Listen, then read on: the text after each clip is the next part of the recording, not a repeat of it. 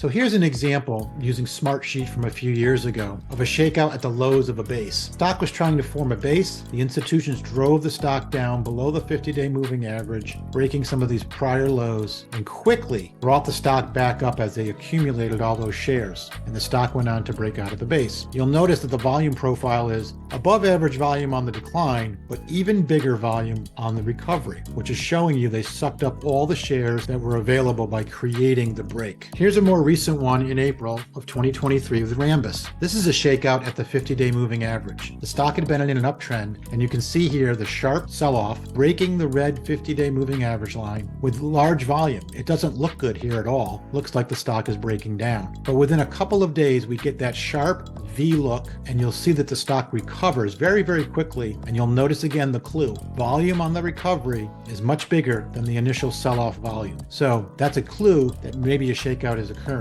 Now, in this case, there's a couple of buy points. If you are really aggressive, you may be buying in here as it clears this short-term peak. But the proper way to have more confirmation is to wait for the stock to clear the ultimate peak prior. This is a much more safe buy. This is an aggressive buy. Now, here's an example of Shift 4 payments. This stock also made a very, very sharp decline below the 50-day moving average on very, very large volume. Look at the shape of this recovery. It starts to form a V, which is we want to see, but the V is lacking a number of things. One, we barely get above the 50. The 50 actually starts to act as resistance, and the stock immediately starts to roll back, never coming close to its prior peak. We want to see the shakeout continue through the peak. So when it rolls over, that's a very bad sign. And you'll notice also that there was no volume on the recovery rally. These days that are blue, there's just no volume. So this is really not a shakeout. And as soon as you know that, right in here is where you should be getting out of the stock if you are caught in the shakeout attempt. Here's a third one. This is Duolingo. Very, very sharp pullback into the 50-day. It looks really ugly.